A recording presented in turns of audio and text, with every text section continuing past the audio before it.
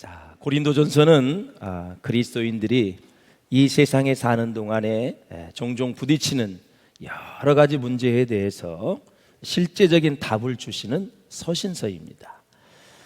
사도 바울이 쓴 서신서 가운데 가장 흥미로운 것이 바로 이 고린도전서입니다. 자, 그 이유는 조금 전에도 제가 말씀을 드렸듯이 우리 신앙의 실제적인 문제를 다루고 있기 때문에 그렇습니다. 로마서가 우리 믿음의 본질적 문제를 다루었다면 고린도전서를 통해서는 그리스도인들이 이 세상에서 어떻게 살아야 하는지를 교훈해 주고 있습니다. 이제 바울이 이제 헬라 지역으로 가서 복음을 전할 때 제일 중요하게 여겼던 곳이 아덴입니다. 아테네입니다. 아테네. 그리스의 수도죠. 바울은 항상 그 나라의 심장부에 가서 복음을 전하고 교회를 세워도 그 심장부 하장 강복판에 중앙에 교회를 개척한 사람이 바로 바울입니다. 아마 여주 순복음교회가 순복음 재단이 다 교회 그 개척 원리를 그걸 많이 이렇게 답습을 한 것 같아요. 큰 중심가에 이렇게 짓는 거. 그게 바울이 전략입니다. 도시에 가서 교회를 세우는 전략. 그렇다고 해서 뭐 시골에다 세우지 않는 것이 아니라 도시에서 부흥이 되면 점차적으로 소도시로 가서 복음을 전하는 그런 전략을 가지고 있었죠. 자, 이제 아테네에서 이제 복음을 전하게 되었는데 당시 세계의 문화는 헬라 문화가 아주 지배적이었습니다. 그래서 헬라 말을 할 줄 아는 바울이 그렇게 귀하게 쓰임 받은 거죠. 유대인들은 히브리어는 잘할 수 있겠지만 헬라 말을 잘 못하기 때문에 헬라 말에 아주 능숙한 아주 말을 잘하는 사도 바울이 그렇게 귀하게 쓰임받는 모습을 볼 수가 있습니다. 그렇기 때문에 바울은 헬라 철학과 헬라 문학의 봉산지인 아덴을 소중히 여기고 그곳의 철학적인 이 사람들을 그리스도의 복음으로 변화시키려는 그런 목표를 가지고 전도를 열심히 했습니다. 그런데 이 아테네에서의 전도는 완전히 실패했습니다. 아주 소수의 사람만 구원을 받았어요. 바울은 어느 마을에 가서든 단 며칠을 있든 교회를 이제 세웠다는 그런 이야기가 있죠. 다 교회를 세웠습니다. 가는 곳마다. 그러나 아덴에서는 교회를 세웠다는 흔적이 없습니다. 그 이유는 바로 이제 많은 학자들이 공감하는 내용을 제가 잠깐 말씀을 드리면 철학적으로 대처했기 때문에 논쟁을 많이 했어요. 우리가 이제 전도 복활 3단계에서도 공부하지요. 절대 전도 대상자와 논쟁을 하지 말아라. 논쟁에서 내가 이기면 전도 대상자는 자존심이 상해서 안 믿고 대상자가 이기면 교만해서 안 믿습니다. 그러하기 때문에 절대 논쟁을 하면 안 된다. 바울은 아덴에 가서 철학적인 배경을 가지고 논쟁을 많이 하면서 복음을 전하려고 그랬어요. 몇 시간씩 5-6시간씩 복음을 전해도 열매가 없는 거예요. 그냥 말장난으로 끝나버리는 그런 모습을 볼 수 있는 것이죠. 순전히 그냥 복음으로 대처하지 않고 복음을 전하지 못하고 나도 철학을 배웠다. 너희들도 철학을 했지만 너희들이 가진 철학은 엉터리다. 내가 진짜 철학을 가지고 말할 것이다. 아마 이런 식으로 복음을 전한 것 같아요. 그래서 소기의 전도의 성과를 거두지 못해서 결실이 없는 그러한 모습이었습니다. 자, 바울은 아덴에서의 전도를 실패함으로 그것을 거울 삼아 고린도에서 이제 새로운 복음의 전략과 전술을 가지고 이제 순수하게 복음을 전하여 고린도 교회를 세우게 됩니다. 예수님은 당신의 죄를 위해 죽으셨습니다. 3일 만에 부활하셨습니다. 승천하셨습니다. 다시 오십니다. 우리 모두는 죄인입니다. 복음이 필요한 사람입니다. 믿지 않으면 지옥 갑니다. 예수 믿고 구원 받으십시오. 그냥 복음만 전하면 성령께서 역사하셔서 놀라운 구원의 은혜를 베풀어 주실 줄로 믿습니다. 자, 이 고린도는 아주 세속적이었고 우상 숭배를 많이 했습니다. 음란했던 도시였었어요. 게다가 그리스 철학의 영향을 많이 받은 곳이었습니다. 고린도는 AD 1세기경에 로마 치하 아가야 지역의 수도입니다. 인구는 약 60만 명이었습니다. 당시에 50만 명이면 최대 도시로 이렇게 뽑았어요. 지금이야 뭐 서울이 1000만 명, 뭐 경기도가 1300만 명 하지만 당시에 50만 명은 대도시 중에 대도시였는데 고린도가 60만 명이기 때문에 적은 도시가 아니고 큰 도시였다. 60만 명 중에 20만 명이 자유인이었고 40만 명이 노예였었습니다. 자, 국제적 항구 도시의 특징대로 도덕적 부패가 만연했고 다양한 종교들이 공존을 했습니다. 우상 신전이 30개가 됐다는 것은 다른 종교들이 그렇게 많이 있었고 종교들마다 신전이 있지 않습니까? 그게 30개가 넘게 있었고 신전 아프로디테라는 이 신전에는 여사제가 1000명이 있었다. 바로 다 창녀였었습니다. 그리고 호모섹스의 본산지가 바로 고린도였다라는 것을 보면 고린도가 어떠한 도시였는가를 우리는 미루어 짐작할 수 있을 것입니다. 자, 이제 바울이 3차 전도 여행을 위해서 고린도를 떠나지요. 그래서 소아시아 여러 지역의 교회를 둘러보고 에베소에 왔습니다. 바울은 이 고린도 교회가 직면하고 있는 여러 가지 문제에 대한 이제 소식을 듣게 되죠. 에베소에 있어서 몇 년이 있었죠? 선교 여행 중에 가장 오랜 기간인 3년을 에베소에 있었어요. 그곳에서 고린도 교회 소식을 듣고 보낸 편지가 고린도 전서입니다. 고린도에서는 얼마나 있었나요? 1년 반, 두 번째로 많은 18개월을 고린도에서 보내면서 복음을 전했습니다. 그래서 에베소에 있을 때 고린도 교회가 겪고 있는 현실적인 문제들에 대해서 성경적인 답을 적어 편지로 보내는 것이 바로 고린도전서라고 말씀을 드렸습니다. 자, 바울이 복음을 이제 고린도에서 전하게 되었는데 왜 바울이 천막을 짓는 업을 가지고 있었느냐?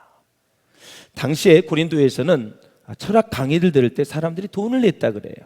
다 돈을 내고 철학 강의를 들었어요. 그러면 많은 사람들이 이것은 또 다른 철학이다 생각을 하고 바울이 복음을 전할 때 또 돈을 내려고 그랬으면 얼마나 부담스럽겠어요. 그래서 돈을 받지 않고 생활비를 자기가 벌어서 그래서 자족하며 생활했던 것이 바울의 모습이었어요.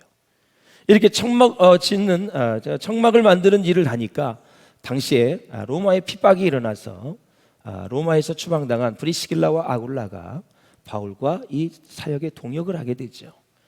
그래서 그 이후로부터 이제 브리스길라 아굴라가 아주 전적인 동역자가 되어져서 물질의 후원을 하고 그 이후로부터는 이제 조금 복음을 전하는 일에 집중할 수 있었던 바울의 모습을 우리가 볼 수가 있어요.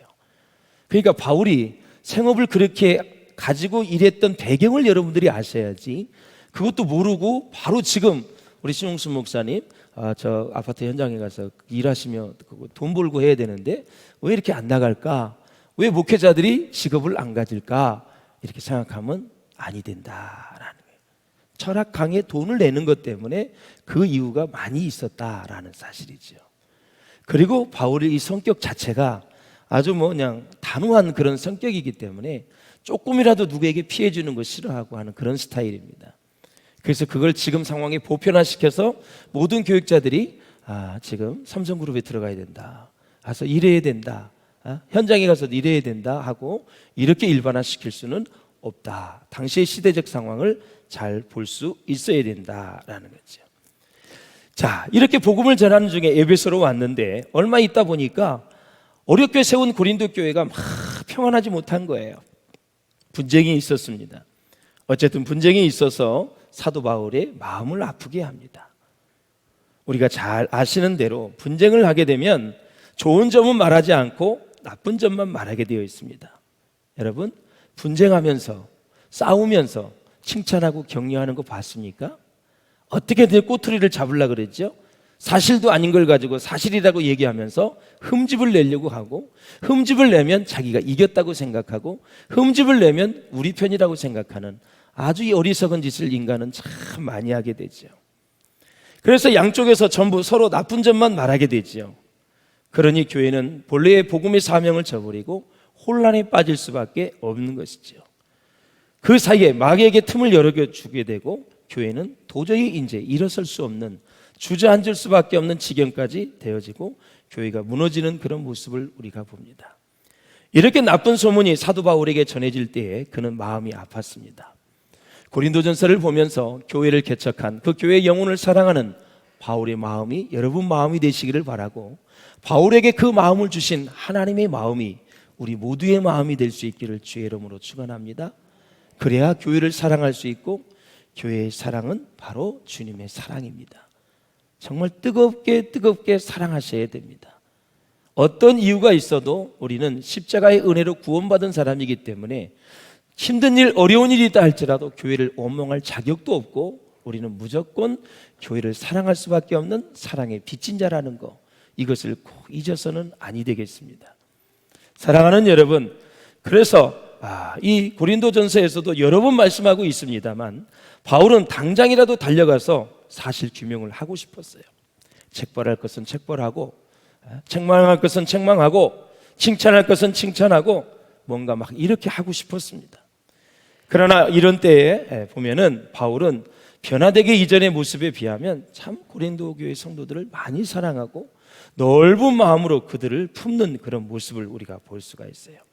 여러모로 깊이 고린도 교회 성도들을 사랑하고 그들이 잘 되기를, 또 문제가 해결되기를 바라는 그러한 마음을 읽을 수가 있다라는 것입니다. 지금 당장 달려가서 책망을 하면 손해가 많을 수밖에 없습니다.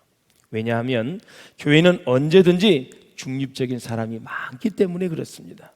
문제가 터지면 가운데 서서 아무 생각이 없는 것 같지만 이것도 싫고 저것도 싫어서 가운데 중립적인 위치에서 사건을 바라보는 사람이 참 많이 있다라는 사실이죠.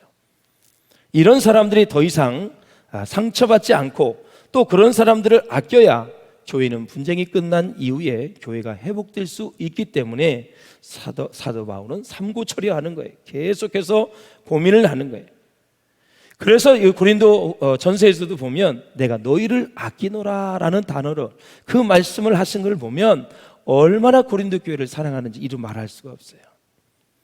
자, 고린도 교회를 개척한 바울의 마음이 여러분 꼭 읽혀질 수 있기를 바랍니다. 언제나 보면 분쟁이 일어나면 나쁜 사람은 소수에 불과합니다. 몇 사람이 주동자인데 그 몇 사람을 책벌하려 한다면 많은 사람의 마음을 아프게 합니다. 그래서 사도 바울은 좀 더 기다릴 생각을 가지고 있었습니다. 그래서 지금 당장 달려가지 아니하고 교회를 개척한 사람으로서 정말 하나님의 마음을 가지고 편지를 쓴 것입니다. 그 편지를 통해서 서서히 깨우칠 것은 깨우쳐주고, 뉘우칠 것은 뉘우치게 해주고, 회개할 것은 회개하고 하고, 우선 돌아올 사람들을 돌아오게 한 다음에 어느 정도 교회가 수습이 된 다음에 천천히 가서 오히려 그들을 격려하고 위로하고 싶었던 바울의 마음을 읽을 수가 있다라는 거죠. 그래서 본문 고린도전서 1장 1절에서 9절은 고린도전서의 서론 부분입니다. 그래서 탈 많고 또 말 많은 문제투성의 고린도 교회가 어떻게 하면 문제를 넘어서는 교회가 될 수 있을까? 하나님은 고린도 교회가 문제를 넘어서서 어떤 역할을 해주기를 바라고 계시는가? 하나님의 기대에 주목할 필요가 있습니다. 사랑하는 여러분, 교회가 세워지면 하나님은 그 교회에 거는 기대가 있습니다. 비전교회를 세웠잖아요. 비전교회를 통해서 하나님이 뭔가 기대를 하고 계십니다. 어느 시대나 교회의 사명은 죽어가는 영혼을 구원하여 주님의 제자를 만드는 것입니다. 그래서 하나님은 세워진 교회의 영적 지도자와 그 교회에 속한 성도들에 대한 하나님의 기대가 있습니다. 네가 이것 좀 감당해 줬으면 좋겠다, 이런 역할을 좀 해줬으면 좋겠다라는 거죠. 사실 저와 여러분이 살고 있는 이 시대의 교회의 상황을 이해하기 위해서는 고린도전서에 대한 이해가 필요하다고 저는 생각합니다. 왜냐하면 참 공교롭게도요, 2000년 전에 존재했던 초대 고린도 교회가 오늘날 현대의 교회와 너무나 유사한 점이 많이 있기 때문에 그렇습니다. 자, 고린도 교회는 하나님과 아무 상관이 없는 도시였었어요. 그냥 놔두면 멸망할 도시입니다. 그런데 바울이라는 사람이 가서 복음을 전해서 그곳이 또 이제 성시화를 꿈꾸는 그러한 도시로 일단 씨를 뿌리게 됐죠. 고린도는 로마에 의해서 한번 멸망을 당했습니다. BC 150년, 기원전 150년에 고린도가 너무너무 번창을 한 거예요. 어느 문헌에 보니 로마가 시기를 한 것입니다. 아니, 쟤들 봐라, 식민지인데 우리보다 훨씬 더 번창하네, 시기가 난 거예요. 그래서 로마 장군 몬미우스 장군에 의해서 파괴가 됐죠. 그래서 모든 주민을 다 노예로 팔아버립니다. 10년 동안 폐허가 된 그런 도시가 바로 고린도였다라는 거죠. 사랑하는 여러분, 저와 여러분이 살고 있는 이 시대, 정말 이 세속화던 이 시대, 바로 고린도 교회도 세속화의 위기 속에 있었던 교회라는 것입니다. 고린도 교회는 세속화던 고린도 도시 안에 있었는데, 이 도시 안에 있었던 고린도 교회 역시 세속화의 영향을 극복하지 못하는 그러한 상황 때문에 이제 분쟁이 시작이 되어지면서 수많은 교회의 문제가 등장하게 된 것입니다. 사랑하는 여러분, 죄가 많고 허물이 많은 인간이 정말 이 모이는 교회는 언제나 문제가 있을 수밖에 없습니다. 문제는 어디에나 있고 누구에게나 있습니다. 그러므로 오늘부터 공부하고자 하는 이 고린도전서의 강해 설교를 통해서 교회 안에서 발생할 수 있는 모든 문제들이 말씀 안에서, 주님 안에서, 그리고 성도들의 믿음과 성숙한 인격을 통하여 성령의 뜨거운 역사로 다 해결되어져서 우리 주님의 교회인 비전교회가 아름답고 능력 있는 교회, 정말 건강한 교회, 복음을 전하며 주님의 뜻을 이루어드리는 교회가 될 수 있기를 주의 이름으로 축원을 드립니다. 그래서 여러분, 제가 강해를 하는 동안 고린도전서를 많이 읽으시고 은혜를 받고 여러분의 문제가 다 해결될 수 있기를 주의 이름으로 축원합니다. 자, 교회가 분쟁하고 싸우고 갈라지는 일들이 많지 않습니까? 왜 그럴까요? 왜 교회가 싸우고 자꾸 분쟁을 해요? 저놈의 교회 또 싸우네. 왜 싸울까요, 여러분? 두 가지예요. 말씀에 기초가 없고 복음의 능력을 경험하지 못하기 때문에 그래요. 절대 말씀이 없기 때문에 분별력이 없는 거예요. 그냥 누가 뭐라 그러면 그게 옳은 줄 알고 따라가고, 들으면 그냥 그 옳은 줄, 말씀에 다 기초해서 다 듣고 3시간 동안 4시간 동안 들어도 집사님 말씀은 많이 하셨는데 그 말씀에 비춰보니까 아닌 것 같아요. 한마디 딱 해줄 수 있는 그런 사람들, 정신 나가가지고 이 말 들으면 이런 거 같고 저런 거 같고, 딱 말씀의 기준을 둬서 다 필터링 걸 하나씩 하면서 이건 아닌데 마귀에게 틈을 주는 건데 하면서 이렇게 영적인 분별력과 통찰력을 가지고 딱 든든하게 교회를 세워갈 수 있는 그런 사람들이 하나님이 찾으시는 사람인 줄로 믿습니다. 그래서 성숙한 신자는 큰 일을 작은 일로 만듭니다. 언제든지 보면 그렇습니다. 성숙한 신자가 보면 그거 아무것도 아니에요. 그건 며칠 기도하면 되는 거고, 그 고린도전서 말씀 보세요. 그건 아무것도 아니에요. 그냥 큰 일을 작은 일로 만드는 사람, 이게 성숙한 신자입니다. 그러나 미성숙한 신자는 마귀의 올무에 빠질 수 있는데요, 작은 일을 크게 만드는 사람이 미성숙한 사람입니다. 예수님은 아주 적게 보이고 문제가 크게 보이면 미성숙한 신자입니다. 그러나 성숙한 신자는 예수님이 크게 보이고 문제는 아주 새알만하게 조그맣게 보이는 것입니다. 그렇게 될 수밖에 없죠. 말씀에 대해 답이 있기 때문에. 그래서 우리는 작은 일을 큰 일로 만들어서 마귀에게 밥상을 차려주는 어처구니 없는 일들을 하게 되고, 교회는 다운되게 되고 망가지는 그런 모습을 우리가 볼 수가 있습니다. 그리고 미성숙한 신자는 비본질을 본질보다 더 소중하게 생각하게 만들어서 교회를 막 흔들어댑니다. 그래서 고린도전서는 교회의 많은 문제를, 그 사례를 취급하는 책이고 문제를 해결하는 책이다. 그래서 어떤 사람은 케이스 스타디다 이런 얘기를 해요. 케이스 스타디 오브 가스펠 이렇게 얘기해요. 복음을 통해서 하나씩 케이스를 연구하고 해결해 주는 책이다라는 거죠. 그래서 2절에 보면 고린도에 있는 하나님의 교회 이렇게 나옵니다. 그래서 성도는 하나님의 교회라고 하는 이 교리적 인식을, 교회적 인식을 다 가지고 살아야 돼요. 이 정체성이 분명해야 된다는 거죠. 교회는 사람들의 친교단체가 아니라 하나님의 교회입니다. 할렐루야.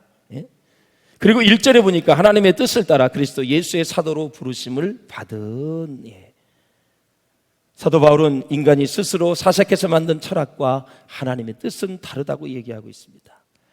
자신은 하나님의 뜻에 따라 그분의 뜻을 전하기 위해서 사도로 부르심을 받았다고 얘기하는 것입니다. 그래서 바울이 가르치는 진리는 플라톤이나 소크라테스처럼 자신이 사색하고 연구한 사상이 아니라 주님이 주신 진리라는 것입니다. 갑자기 본문에 보면 바울과 형제 소스데네가 나오죠. 이 소스데네는 누구일까요? 바울이 에베소에서 복음을 전할 때 당시 해당장이 소스데네였었어요. 이 바울이 이제 매 맞아 죽을 일이 생겼어요. 그러니까 이 소스데네 해당장이 대신 바울을 대신해서 매를 맞았지요. 그리고 나서 이제 바울을 따르게 되는데, 해당장에 있을 때는 예수를 안 믿었어요. 그런데 바울을 따라다니면서 이제 예수를 믿게 되고 하나님의 자녀가 되어져서 바울의 동역자가 되지요. 그래서 에베소에서 고린도에 전한 편지, 이 편지를 대필한 사람이 소스데네다. 회당장이라는 높은 지위를 내려놓고 정말 가시밭길, 너무나 힘든 길, 그러나 가장 영광스러운 복음을 전하는 길에 소스데네는 동참을 하게 되고 바울 사역에 인볼브해서 이 놀라운 역사를 이루는 그런 모습을 우리가 볼 수가 있습니다. 사랑하는 여러분, 가치를 따라 여러분 살 수 있기를 주의 이름으로 축원합니다. 본능에 따라 살지 말고 가치에 따라, 무엇이 가치가 있는가, 그것이 구별이 된다면 거기에 여러분의 시간, 여러분의 에너지, 물질, 건강을 올인할 수 있기를 주의 이름으로 축원합니다. 후회 안 하실 것입니다.